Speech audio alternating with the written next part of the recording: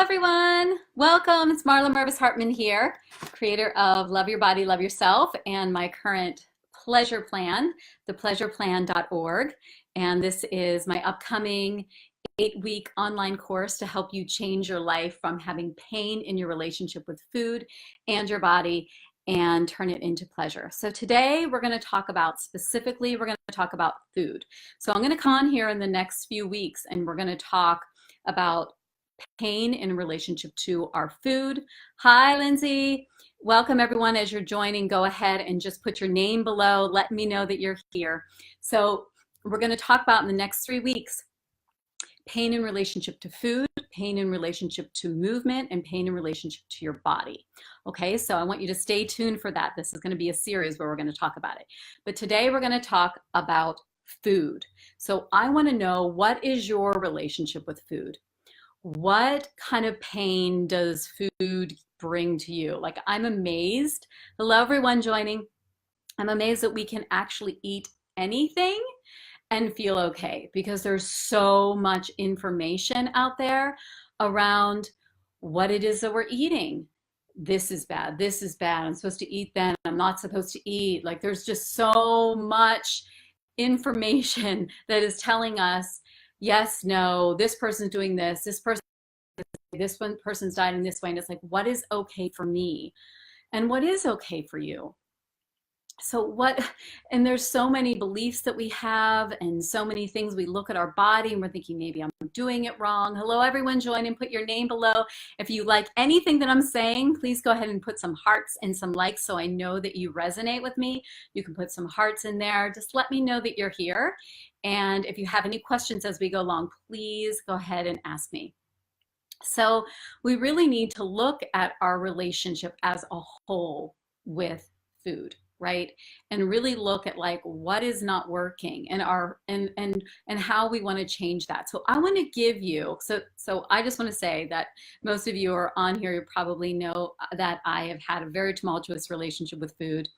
And it was either I was in love with it, obsessed with it, or I was afraid of it. So it was this push-pull energy. And that's no fun. There's nothing fun about that. There's not a whole lot of pleasure in that. And so sugar is not good. Yes, I hear you, Star. So there's a lot of push-pull around with my relationship with food. So I am in this place sharing with you all right now how I've turned that around. And that's pretty significant, being from where I started, the fact that I can even talk about having pleasure with food. So I want you all to know that, and that I'm not just like, oh, what does she know my challenges? What does she know about that? Because I probably do. Unfortunately, I probably understand to the core of my being any issues that you're having with food and any pain you're having in your relationship with food. So let's jump right in, and we're going to talk about 5 steps. Now, what I'm sharing with you today is kind of like a mini taste of the module that I do in the pleasure plan, which is pleasure in food. So I'm giving you some good stuff here. So the first thing we need to do is look at our beliefs around food. So I want you to slow down and think, what do I believe about food? Do I believe that if I eat too late at night, that was bad? Do I believe that I ate 2 helpings of something, that's wrong? Do I believe that I'm not, like, for me, it was, once I got my food in order, then my life was going to be okay. Then I was going to figure it out, right? Like, there was so much control. And I'm wondering, what's your belief? Because we have to begin to go underneath and look where the shame is hiding in our food. Where do we show up to our dinner, to our lunch, to our breakfast with shame, or like the fuckets or the effets? Sorry, I don't know if I can swear here. I'm sure I can. So, like, what are you believing around your food that is painful? And really questioning, is that actually true? Because if you're getting information from other people and not your own body, then chances are it's not true, right? So we really need to, like, investigate and slow down and look at, like, what are our beliefs? Where is there shame showing up? And where can we possibly be like, that's not even true? Or is that belief even serving me? Is it serving me that I'm going to have it all figured out once my food is in alignment? Am I going to figure it all out that, am I going to have, is it true that if I eat 2 pieces of chocolate cake, then I must be the biggest loser because I can't control myself? Is that really true? Is that really helping me to think that? Is that bringing any pleasure into my life? No, all it's doing is creating more pain. So if you understand this and you got it, I want you to put below, I want to see some hearts or some likes if you have, and let me know, like, what are your beliefs around your food? What are the beliefs that you are thinking and that are circulating in your head? So I'm watching the replays, I'm looking at the comments. So please, if you're watching this on the replay, please go ahead and just continue to comment as we go along, because I'd love to keep supporting you in this. So let's go to number 2. Number 2 is slowing down with our food. I'm still working on this one, I have to say. Like, it's challenging for me to slow down with my food, to be with my food, to chew my food, to eat my food, right? But when we slow down, we can actually enjoy our food more. It actually does bring us more pleasure. We get to, wow, like take a bite and like actually enjoy it, chew it, allow it to be in your mouth. And when we do that, chances are we don't actually need to eat quite as much, because for me, there was so much shame around the food that I would eat really quickly so that I didn't feel bad about it, but then I would need to eat a lot more to get the same amount of fulfillment that I was looking for, right? So if you understand that, let me know below. So when we really slow down and we allow ourselves to enjoy something, and also when we slow down, we're also more available to be like, I don't even really want this, or it doesn't even really taste good.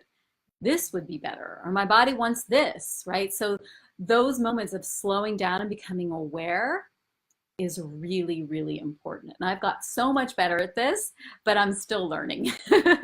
And all this stuff is just learning. And let me just say that the things that I'm telling you, I know you may be able to like take them and like go with it. And then some of them, you may need a little more support. And I get it. It's taken me a long time to figure this out. So number 3 is, we're going to talk about emotional eating. So who out there thinks that they are an emotional eater? Raise your hand.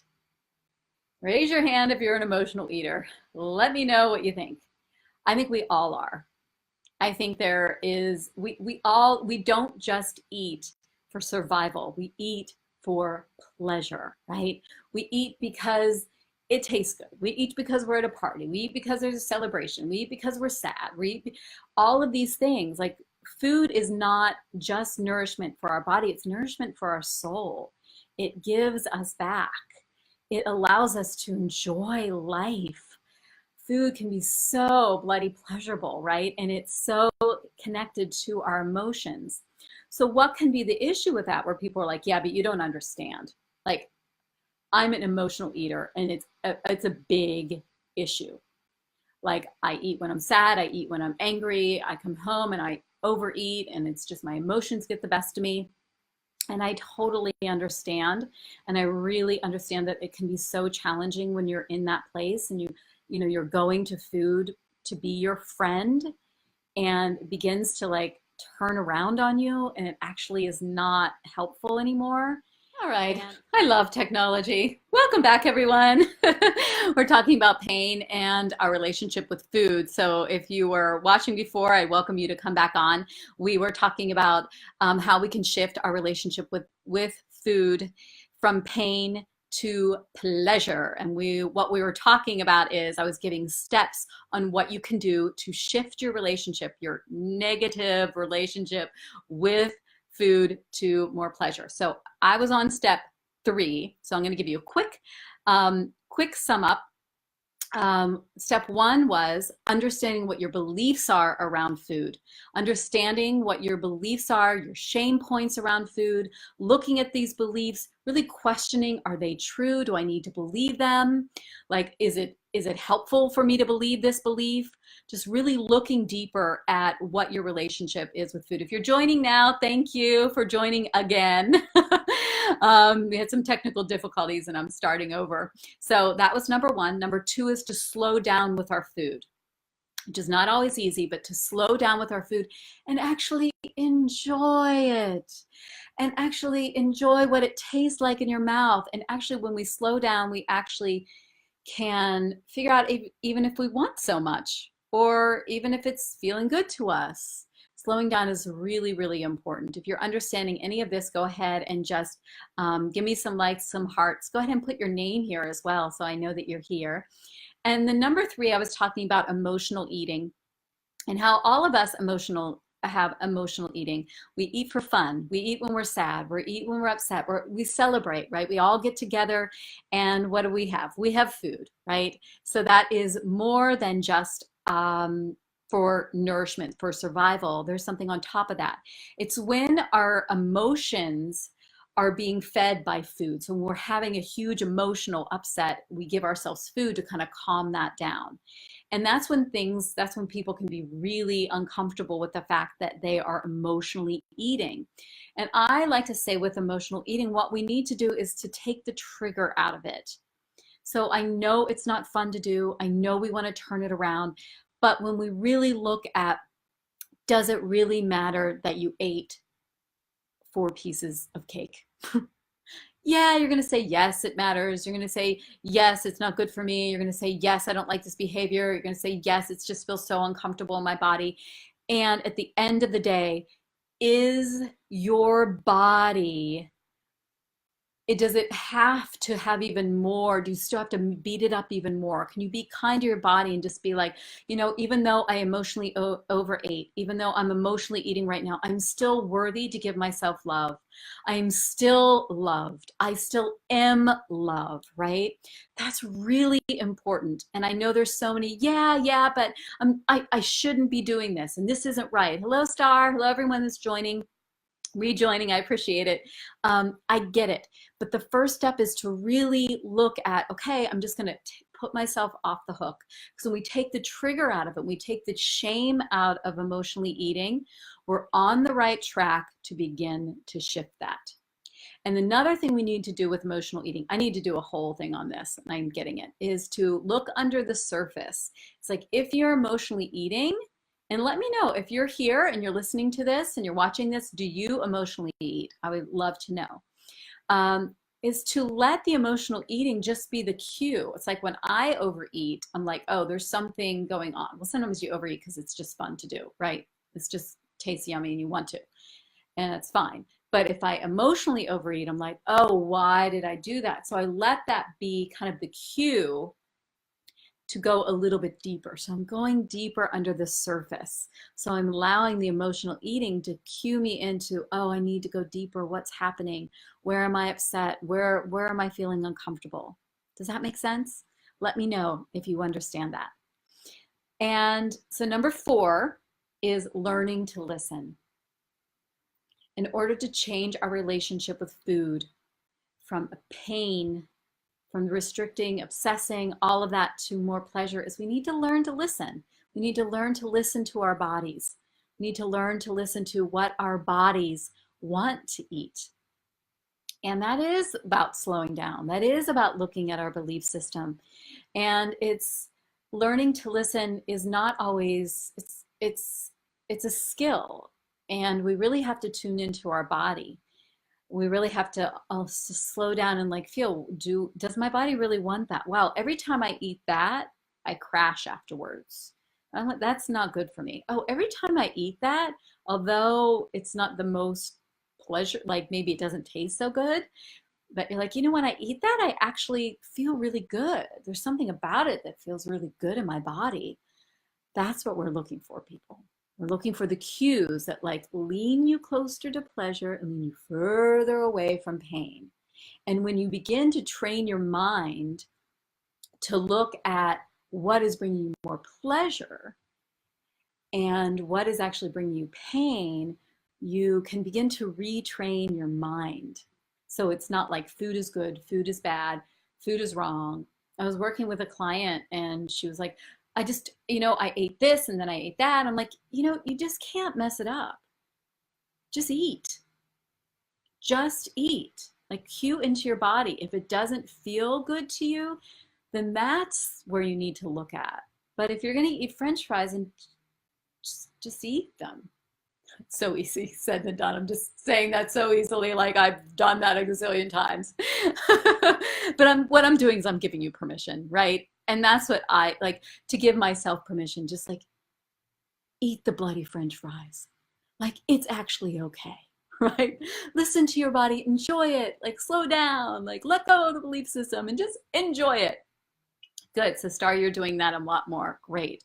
So if you're watching this on the replay, please go ahead and like comment below, ask me any questions.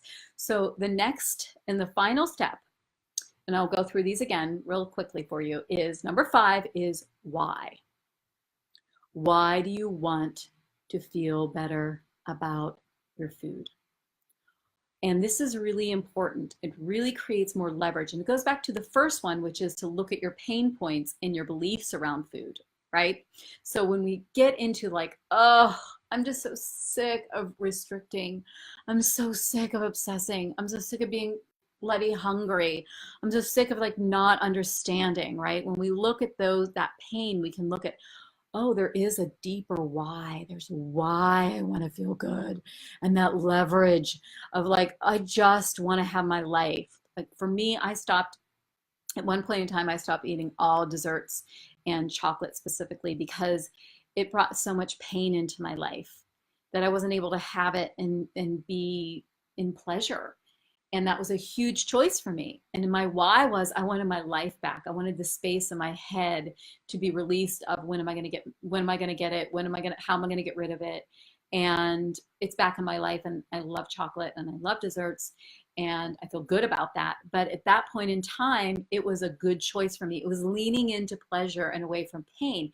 And that's where, going back to learning to listen, it's like we may wake up in the morning and the choice we had for food yesterday was something that was really pleasurable, but today, not so much. Our body may want something else. So we have to be in constant communication and constant connection to our body and really looking and listening to what feels good, what's actually feeling good.